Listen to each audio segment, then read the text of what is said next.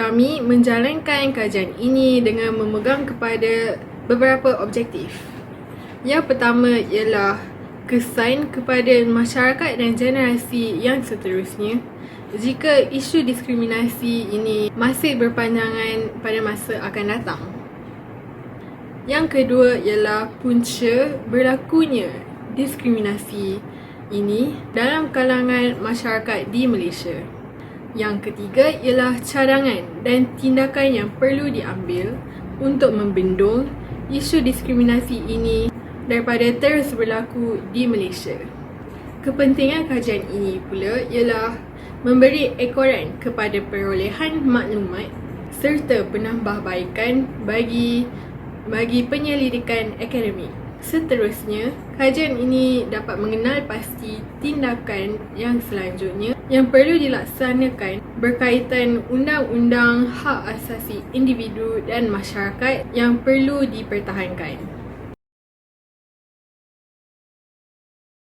Untuk mencapai maklumat objektif kajian ini, persoalan kajian telah diselaraskan seperti berikut. Yang pertama sekali ialah apakah kesan terhadap masyarakat dan generasi seterusnya sekira diskriminasi kaum, jantina dan agama di Malaysia masih berpanjangan pada masa akan datang. Yang kedua ialah apakah punca bermulanya diskriminasi kaum, jantina dan agama dalam kalangan masyarakat di Malaysia. Terdapat juga persoalan yang terakhir iaitu apakah tindakan dan cadangan yang perlu diambil untuk membentuk situasi yang berkait dengan diskriminasi yang berlaku di Malaysia.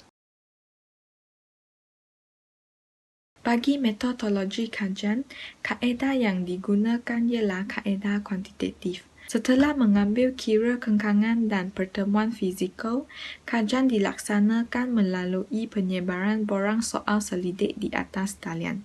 Terdapat 90 responden telah melibatkan diri dalam kajian ini. Borang soal selidik disediakan di laman sesawang Google Form. Borang tersebut disebarkan melalui aplikasi komunikasi seperti WhatsApp dan Telegram serta media sosial seperti Instagram selama 4 hari iaitu bermula 27 Disember 2021 sehingga 30 Disember 2021. Tiada kengkangan umur mahupun status diletakkan dalam borang soal selidik bagi memperoleh jawapan yang tidak dipengaruhi oleh perbezaan yang wujud daripada kengkangan tersebut. Borang soal selidik memiliki 4 bahagian seperti berikut.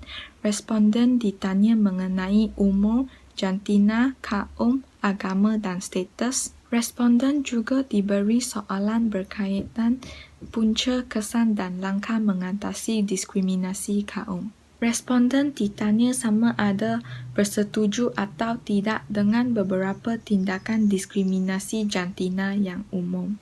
Akhir sekali, responden diberi soalan berkaitan punca kesan dan langkah mengatasi diskriminasi agama. Semasa mengisi borang soal selidik, responden diminta untuk menjawab soalan melalui kaedah pilihan jawapan tunggal, memilih beberapa pilihan jawapan yang sesuai dan menulis jawapan pendek di ruangan yang disediakan serta memberi pendapat tentang isu diskriminasi di setiap bahagian.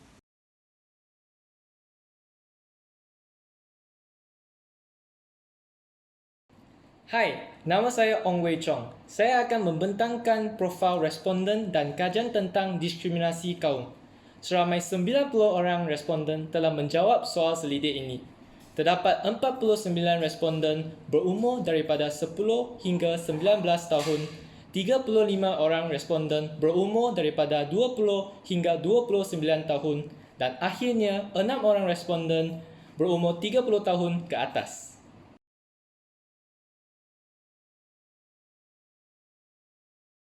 Daripada jumlah 90 orang responden, seramai 64 orang responden merupakan perempuan, manakala 26 orang responden merupakan lelaki. Daripada jumlah 90 orang responden, majoriti responden ialah kaum Melayu, iaitu seramai 59 orang. Dan seterusnya kaum Cina, iaitu seramai 23 orang. Serta kaum India, iaitu seramai 3 orang. Selain daripada itu, terdapat juga responden yang merupakan kaum yang berlainan, contohnya Kadazan, Bumiputera Sabah dan Malabari Melayu. Raja ini menunjukkan bahawa soal selidik ini telah merangkumi pelbagai kaum dan mampu menjana hasil kajian yang menyeluruh.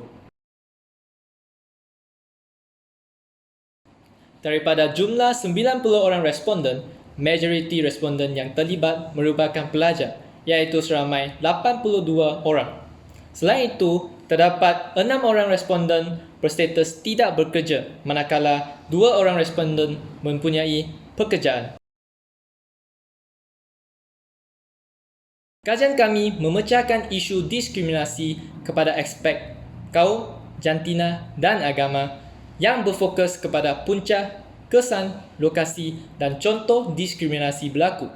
Saya akan mulakan dengan diskriminasi kaum. Raja di sebelah menunjukkan bahawa seramai 59 orang responden tidak pernah terlibat dalam gejala diskriminasi kaum, manakala hanya 17 orang responden pernah terlibat dalam gejala tersebut.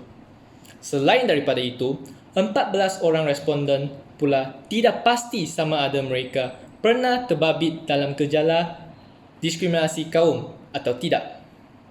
Walaupun kajian ini telah menunjukkan bahawa keadaan diskriminasi kaum masih terkawal, usaha memerangi isu ini tidak harus dihentikan sehingga setiap individu tidak lagi menghadapi diskriminasi kaum. Nama saya Umar Nadra binti Muhammad Izzuddin. Saya akan teruskan pembincangan dengan isu diskriminasi jantina. Melalui hasil soal selidik, kami mendapati bahawa isu diskriminasi jantina mendapat pandangan masyarakat yang sedikit bersebelah. Ini kerana daripada contoh pertama dalam soal selidik, iaitu wanita tidak boleh bekerja dalam sektor industri.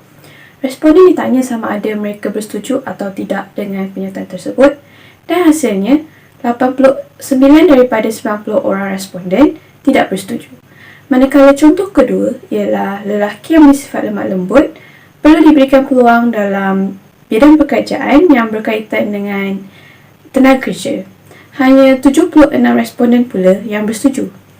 Ini menunjukkan bahawa walaupun kedua-dua contoh yang diberikan ialah diskriminasi yang berlaku kepada perempuan dan lelaki, diskriminasi terhadap perempuan mendapat lebih pembelaan daripada masyarakat berbanding diskriminasi terhadap lelaki. Namun tetap sahaja diskriminasi itu berlaku, tak kiralah kadang-kadang ataupun selalu. Ini kerana masih ramai yang mempertikaikan soal emosi, mental dan kekuatan fizikal seseorang sebelum kebolehan itu dibuktikan secara langsung. Stigma tentang perempuan dan lelaki telah menyebabkan ada segelintir daripada masyarakat yang masih tidak dapat menerima bahawa perempuan boleh melakukan kerja berat manakala lelaki yang lembut tidak semestinya lemah.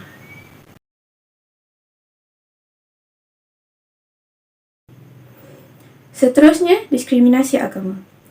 Hasil soal selidik kami mendapati bahawa majoriti responden bersetuju lokasi diskriminasi agama berlaku di tempat awam dengan 54 orang responden.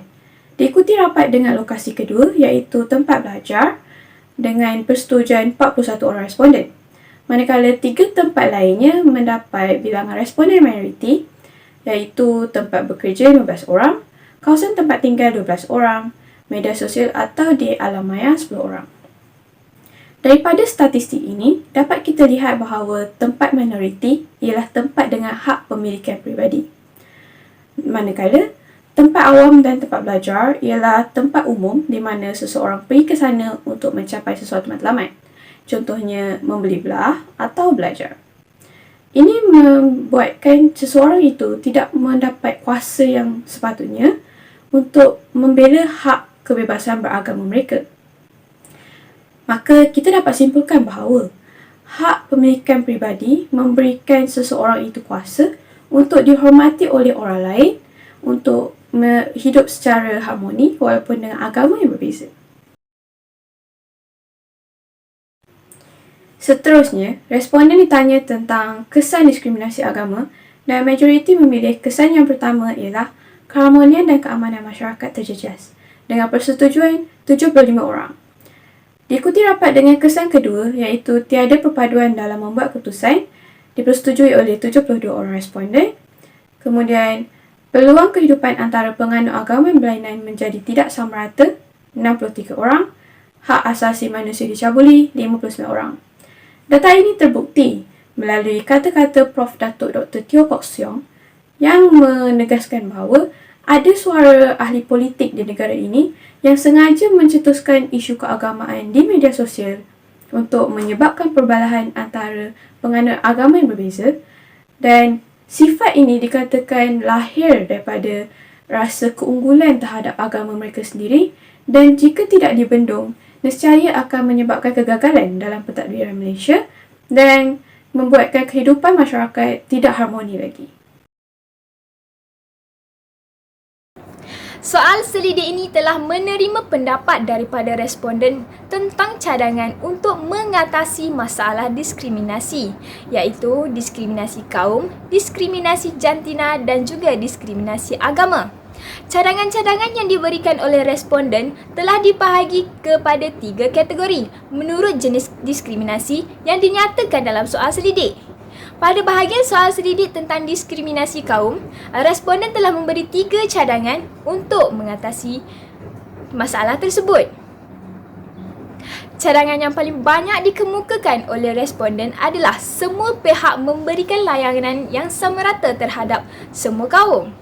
Cadangan yang kedua pula ialah memahami dan menghormati tradisi dan juga pantang larang kaum lain. Cadangan yang ketiga adalah mengadakan aktiviti yang melibatkan semua kaum, contohnya aktiviti sukan, kempen derma darah dan juga aktiviti gotong royong di sekitar taman perumahan. Beralih kepada diskriminasi jantina, diskriminasi terhadap jantina di tempat kerja sering terjadi di Malaysia. Akan tetapi kita harus membendung perkara ini daripada berterusan. Masyarakat perlu membuka minda dan memberi peluang kepada kaum wanita untuk berada dalam dunia kerjaya untuk mereka menunjukkan bakat dan skil yang terpendam.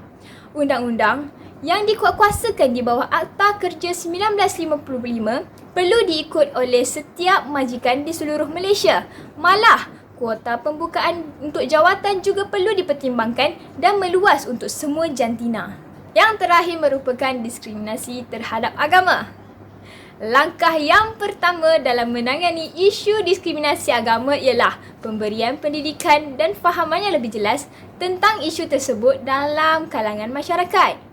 Yang kedua, kerajaan memastikan dasar toleransi sifar Zero Tolerance Policies terhadap diskriminasi agama dilaksanakan di semua tempat kerja. Sebagai contoh, kerajaan mengeluarkan kenyataan rasmi yang berkenaan seperti pemberian cuti kepada pekerja semasa perayaan agama seperti Hari Raya Aidilfitri, Deepawali, Tahun Baru Cina dan sebagainya. Langkah-langkah lain dalam membendung isu diskriminasi agama ialah kerajaan menaik taraf tempat-tempat ibadah bagi semua agama dan kerajaan mengadakan sambutan perayaan agama secara besar-besaran. Kesimpulannya, rakyat berbilang kaum haruslah menghormati budaya, tradisi dan pantang larang yang berbeza antara satu sama lain agar keharmonian dan kesejahteraan hidup terjamin. Sebagai rakyat Malaysia, kita wajarlah merasa bangga menjadi sebahagian daripada negara majmuk dan bersatu padu memajukan negara kita di peringkat antarabangsa agar selari dengan visi negara demi melahirkan modal insan yang cemerlang, mahir serta berpengetahuan luas. Hapuskan segala diskriminasi dan amalkan pemikiran yang terbuka pada masa ini. Pastilah Malaysia boleh.